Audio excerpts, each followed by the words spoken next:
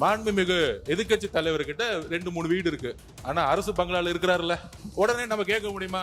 மாண்புமிகு எதிர்க்கட்சி தலைவருக்கு 2-3 பங்களா இருக்கு, அதனால அரசு துறை பங்களா வந்து கொடுக்க மாட்டோம்னு சொல்ல முடியுமா? என்ன பிரச்சனை? பேசாதீங்க, தயவுசெய்து குறுக்க யாரும் பேசாதீங்க. திமுக காலையில இருந்து என்ன உட்காருங்க, பிரச்சனை உட்காருங்க. தெரியலையே. நீங்க பேசுங்க.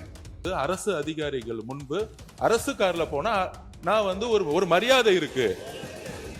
தாவேகா மட்டும் இல்ல, எல்லா கட்சி கம்யூனிஸ்ட் தோழர்கள் அங்கிருந்து வராங்க. அந்த மாரிமுத்து அண்ணன் கிட்ட காரு கிடையாது. இதுதான் கம்யூனிஸ்ட் தோழர்களுடைய நிலைப்பாடு. அரசு அறிவிச்சிருக்கிறது அனைத்து சட்டமன்ற உறுப்பினர்களுக்கும் புதிய வாகனம் இந்த அரசு வழங்குவதாக முடிவெடுத்து அறிவிச்சிருக்கிறீங்க. இதுல எங்களுடைய திராவிட முன்னேற்ற கழகத்துடைய நிலைமை இந்த அரசுல சபையில நான் பதிய வைக்க விரும்புகின்றேன். ஏற்கனவே தமிழ்நாடு அரசு கடும் நிதி நெருக்கடியில் இருப்பதாக மாண்புமிகு முதலமைச்சர் அவர்களே கூறி வருவதால் எங்களுடைய கழக தலைவர் மாண்புமிகு முன்னாள் முதலமைச்சர் திரு முத்துவேல் கருணாநிதி ஸ்டாலின் அவர்களின் அறிவுறுத்தலின் பேரில் திராவிட முன்னேற்ற கழகத்தைச் சேர்ந்த 59 சட்டமன்ற உறுப்பினர்கள் இவ்வாகனங்களை பெறுவதில்லை என்று முடிவெடுத்துள்ளோம். மேலும் அரசுக்கு ஏற்படுகின்ற தேவையற்ற செலவுகளை குறைக்கின்ற நோக்கத்தில் மாண்புமிகு சட்டமன்ற உறுப்பினர்கள் தங்களது தேர்தல் வேட்பு மனுவில் குறிப்பிட்டுள்ள பொருளாதார சூழலை கவனத்தில் கொண்டு பொருளாதாரத்தில் நலிவடைந்துள்ள உறுப்பினர்களுக்கு மட்டுமே இந்த அறிவிப்பின் கீழ் வாகனம் வழங்க வேண்டும் என்பதை இந்த அரசினுடைய கவனத்திற்கு தாங்கள் எடுத்து செல்ல வேண்டும் என்று கேட்டுக்கொள்கின்றேன். கையொப்பம் விட்டு இந்த கடிதத்தை உங்கள் மூலமாக அரசுக்கு கொடுத்துக்கிறேன். மாண்புமிகு நீர்வள மாண்புமிகு பொதுப்பணித்துறை அமைச்சர் அவர்கள். பேரவைத் தலைவர் அவர்களே, எங்களுடைய அரசினுடைய முதலமைச்சருடைய நோக்கம் புதிதாக தேர்ந்தெடுக்கக்கூடிய மக்கள் மட்டுமல்ல, இதே சட்டமன்றத்தில் ஏழ்மையா இருக்கக்கூடிய சட்டமன்ற உறுப்பினர்களும் இருக்கிறாங்க. அதுல முக்கியமாக விடுதலை சிறுத்தைகள் கட்சியுடைய சட்டமன்ற உறுப்பினர் அங்கிருந்து வரும்போது பஸ்ல தான் வந்துட்டு போறாரு. என்ன பிரச்சனை? பேசாதீங்க, தயவுசெய்து குறுக்க யாரும் பேசாதீங்க. திமுக காலையில இருந்து என்ன உட்காருங்க, பிரச்சனை உட்காருங்க. தெரியலையே. நீங்க பேசுங்க. நீங்க பேசுங்க. எதிர்கட்சி தலைவர் ஒரு பதில பதிவு பண்ணா நாங்க அது பதிவு பண்றோம். பண்ணுங்க. அப்ப விசிகேல இருந்து ரொம்ப ஏழ்மையா இருக்கக்கூடிய ஒரு உறுப்பினர் கேட்கிறாரு. அவருடைய குரல் யார் யாரெல்லாம் பஸ்ல வராங்க, யார் யாரெல்லாம் ட்ரெயின்ல வராங்க, அவருடைய குரலா இருந்துச்சு. அப்ப முதலமைச்சர் அனௌன்ஸ் பண்ணும் பொழுது பொதுவா அவையை பொறுத்த வரைக்கும் எல்லோரும் சமம்னு நினைக்கக்கூடிய ஒரு முதலமைச்சர், அதுதான் வந்து ஒரு புரோட்டோகால். அப்ப எங்க பொதுச்செயலாளர்கிட்ட கார் இருக்கு, என்கிட்ட கார் இருக்கு, இங்க இருக்கக்கூடிய எல்லாருக்கும் கார் இருக்கு. நாங்க போய் சட்டமன்ற உறுப்பினர் கார் வேணும்னு கேட்க போறது இல்ல. இது ஒரு அடிப்படையா இருக்கவங்களுக்கு புரிதல் இருக்கும். அரசியலா நினைச்சாதான் இது அரசியல். எங்க ஏழ்மையா இருக்காங்களோ அவங்க விண்ணப்பத்தை கொடுப்பாங்க. இது வந்து சட்டமன்ற உறுப்பினருடைய ஒரு உரிமையா மாற்றப்பட்டு தமிழக வெற்றி கழகத்துல யார் யாருக்கெல்லாம் கார் இருக்காங்களோ நாங்க யாருமே கார் கேட்க போறது இல்ல. இதுதான் எங்களோட நிலைப்பாடும். இதுதான் எங்களோட நிலைப்பாடும். எங்க கிட்ட 2-3 கார் இருக்கு, நாங்க போய் சட்டமன்ற உறுப்பினர் கார் கேட்க போறது இல்ல. நம்ம மன்னார்குடி எம்எல்ஏ சொன்னாரு, என்கிட்ட 4 கார் இருக்கு, ஆனா என்னுடைய தனிப்பட்ட கார்ல போகும்போது அரசு அதிகாரிகள் முன்பு அரசு கார்ல போனா நான் வந்து ஒரு மரியாதை இருக்கு. இப்ப மாண்புமிகு எதிர்க்கட்சி தலைவர்கிட்ட 2-3 வீடு இருக்கு, ஆனா அரசு பங்களால இருக்கிறாருல்ல, அவர் லெட்டர் என்கிட்ட தான் கொடுத்தாரு. பொதுப்பணித்துறை அமைச்சரா என்கிட்ட தான் கொடுத்தாரு. எனக்கு அரசு துறையுடைய பங்களா வேணும்னு கொடுத்தாரு. உடனே நம்ம கேட்க முடியுமா? மாண்புமிகு எதிர்க்கட்சி தலைவருக்கு 2-3 பங்களா இருக்கு, அதனால அரசு துறை பங்களா வந்து கொடுக்க மாட்டோம்னு சொல்ல முடியுமா? எங்களுடைய முதலமைச்சர் சொன்னாரு, அவர் கோரிக்கை கொடுத்தாரு, உடனடியா கொடுத்துருவோம்னு சொன்னோம். இது வந்து உடனே இல்ல இங்க இருக்கவங்க எல்லாருக்கும், அதாவது இங்க இருக்க எல்லாருக்கும் பங்களா கொடுக்கலாமான்னு கிடையாது. இது வந்து ஒரு புரோட்டோகால், அவ்வளவுதான். இந்த புரோட்டோகால்ல அமைச்சர்களுக்கு கார் கொடுக்கப்படுது, வீடு கொடுக்கப்படுது, 4 உதவியாளர் கொடுக்கப்படுறாங்க. அப்ப சட்டமன்ற உதவியாளர் கிடையாது, சட்டமன்ற வீடு கிடையாது. சட்டமன்ற உறுப்பினர்களுக்கு நீங்க உங்களுடைய தேர்தல் பத்திரத்துல கார் இல்லன்னு சொல்லலாம், வீடு இல்லன்னு சொல்லலாம், 10,000 ரூபாய் பணம் இருக்குன்னு சொல்லலாம். ஆனா எங்க கிட்ட பல்வேறு சட்டமன்ற உறுப்பினர்கிட்ட எங்க கட்சியில சொந்த வீடு இல்லாதவங்க இருக்காங்க, கார் இல்லாம இருக்காங்க. அது மாதிரி மற்ற கட்சிகளையும் தாவேகா மட்டும் இல்ல, எல்லா கட்சியும் கம்யூனிஸ்ட் தோழர்கள் அங்கிருந்து வராங்க. அந்த மாரிமுத்து அண்ணன் கிட்ட காரு கிடையாது. இதுதான் கம்யூனிஸ்ட் தோழர்களுடைய நிலைப்பாடு. அப்ப ஒரு அறிவிப்பு வரும் பொழுது இந்த கட்சியுடைய சட்டமன்ற உறுப்பினர், இந்த கட்சியுடைய உறுப்பினர்களுக்கு அறிவிப்பு வராது.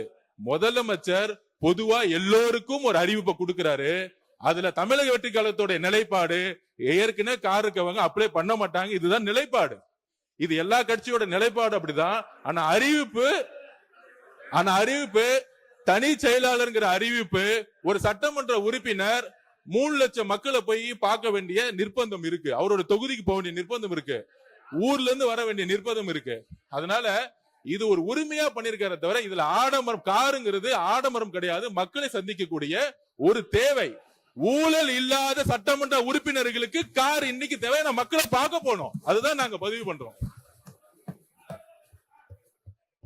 மாண்புமிகு மின்துறை அமைச்சர் அவர்களுக்கு, தமிழ்நாடு மின்சார வாரியத்தினுடைய கடன் 2,47,000 கோடி என்று பல்வேறு காலகட்டங்களை சுட்டிக்காட்டியிருந்தால், கடந்த காலங்களில் 1,59,000 கோடியாக இருந்தது. ஒரு ஆண்டுக்கு 15,000 கோடி வட்டி கட்டி அந்த கடன் சுமை அதிகரித்திருக்கின்றன. ஒரே ஒரு கேள்வி மட்டும் இறுதியாக, தாவேக அரசில் 5 ஆண்டுகள் மின் வாரியத்தில் கடனே வாங்க மாட்டீர்களா?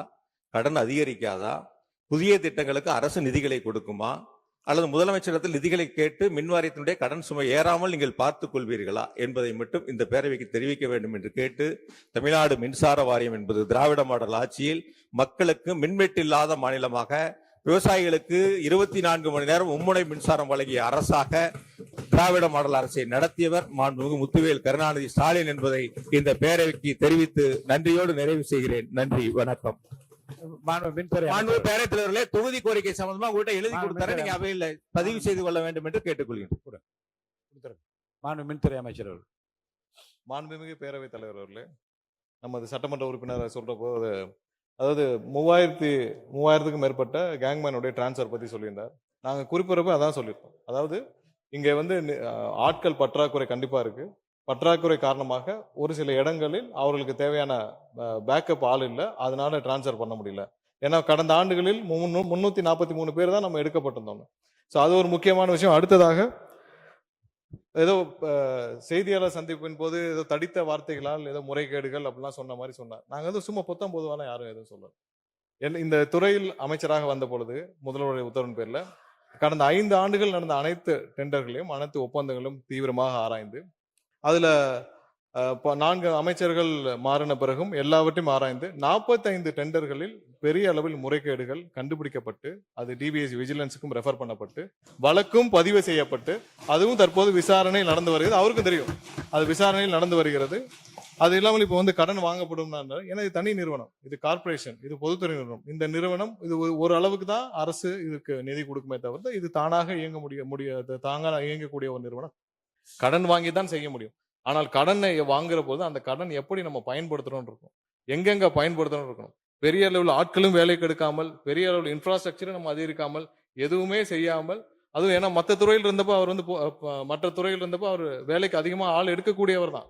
ஆனால் இந்த துறைக்கு வந்த பிறகு போக்குவரத்துல இருந்தப்போ நிறைய ஆட்களை வேலைக்கு எடுத்திருக்கிறார். அதெல்லாம் எடுத்தது போனவர்கள் நல்ல சிறப்பாக வேலைக்கு ஆட்களை எடுக்கக்கூடியவர் தான் அந்த முன்னாடி நம்மளுடைய சட்டமன்ற உறுப்பினர். ஆனால் இந்த துறையில் மட்டும் வேலைக்கு ஆட்கள் எடுக்கவில்லை. ஏன்னா அவருக்கு இது போக நிறைய மற்ற விஷயங்கள், மற்ற வேலைகள் நிறைய இருந்திருக்குது.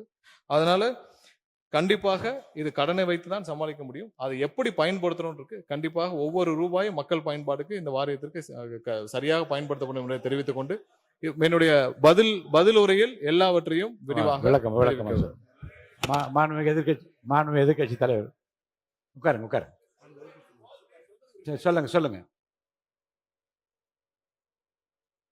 மாண்புமிகு அமைச்சர், மின்துறை அமைச்சர் பேசுகின்ற பொழுது 5 வருஷத்துல 4 அமைச்சர் நாங்க ஒரு இப்ப பாக்குறோம். இப்ப தாவேக அரசு எத்தனை அமைச்சர்கள் மாத்துறீங்களா, இல்ல எல்லா அமைச்சர்களும் அப்படியே இருப்பாங்களா, எந்த மாற்றமும் இருக்காதாங்கிறத மக்கள் பொறுத்திருந்து பார்ப்பாங்க. அது முதலமைச்சருடைய சிறப்பு. இது யார் அமைச்சராக இருக்க வேண்டும், எந்த துறைக்கு யார் அமைச்சராக இருக்க வேண்டும், முதலமைச்சருடைய தனிப்பட்ட விருப்பம். அது ஆகையால ஒரு துறையில அதாவது சொல்லுகின்ற பொழுது கருத்துக்கள் அது போக்குவரத்து துறையில அதிக ஆட்கள் எடுத்தாங்க, இதுல ஒரு சரியான ஒரு சட்டமன்றத்தினுடைய நிகழ்வா தெரியல. அது நாங்களும் சொல்ல முடியும். நீங்க இது வரைக்கும் எஸ்சி கூட்டமே நடத்தல, மின் விநியோகத்துல மின்சார விநியோகத்தை செய்வதற்கான கூட்டமே நீங்க நடத்தல, அப்புறம் எப்படி சீரான மின் விநியோகம் செய்ய முடியும்? அதனாலதான் தமிழ்நாடு முழுக்க மின்வெட்டு ஏற்படுது. லேசா மழை பெஞ்சா சென்னையில 2 நாளா மழை இல்ல, கரண்ட் இல்ல. இது யதார்த்தம் சொல்றேன். நாங்க என்ன சொன்னோம்னா 4 அமைச்சர்கள் இந்த துறைக்கு மாற்றப்பட்டிருக்கு. 4 முறை அமைச்சரவை மாற்றம் நடந்திருக்கு. 4 முறை மாற்றப்பட்டு இந்த துறையில என்னென்ன நடந்திருக்குன்னு நம்ம சொல்றோம். அதெல்லாம் ஒன்றும் தப்பு இல்ல. அவர் ஏற்கனவே வேலைக்கு ஆள் எப்படி எடுத்தான்றதில் வேலைக்கு ஆள் எடுப்பதில் வல்லுனர். அது வல்லுனர்னு ஊருக்கே தெரியும். அது எடுத்தவரை இங்கேயே எடுக்கலன்னு தான் கேட்கிறோம். எடுத்திருந்தா நல்லபடியா இருந்திருக்கும். இப்போ நடந்திருக்கும். அடுத்ததுக்கு போகலாம். நன்றி. மாண்புமிகு எதிர்க்கட்சி தலைவர். பாருங்க. பேரவைத் தலைவர் அவர்களே, ஒரு முக்கியமான விஷயத்தை இங்கே பதிய வைக்க விரும்புகின்றேன் உங்கள் மூலமாக. நேற்று முன்தினம் அரசு அறிவிச்சிருக்கிறது அனைத்து சட்டமன்ற உறுப்பினர்களுக்கும் புதிய வாகனம் இந்த அரசு வழங்குவதாக முடிவெடுத்து அறிவிச்சிருக்கிறீங்க. அதில் எங்களுடைய திராவிட முன்னேற்ற கழகத்துடைய நிலைமை இந்த அரசுல சபையில நான் பதிய வைக்க விரும்புகின்றேன். ஏற்கனவே தமிழ்நாடு அரசு கடும் நிதி நெருக்கடியில் இருப்பதாக மாண்புமிகு முதலமைச்சர் அவர்களே கூறி வருவதால் எங்களுடைய கழக தலைவர் மாண்புமிகு முன்னாள் முதலமைச்சர் திரு முத்துவேல் கருணாநிதி ஸ்டாலின் அவர்களின் அறிவுறுத்தலின் பேரில் திராவிட முன்னேற்ற கழகத்தைச் சேர்ந்த 59 சட்டமன்ற உறுப்பினர்கள் இவ்வாகனங்களை பெறுவதில்லை என்று முடிவெடுத்துள்ளோம். மேலும் அரசுக்கு ஏற்படுகின்ற தேவையற்ற செலவுகளை குறைக்கின்ற நோக்கத்தில்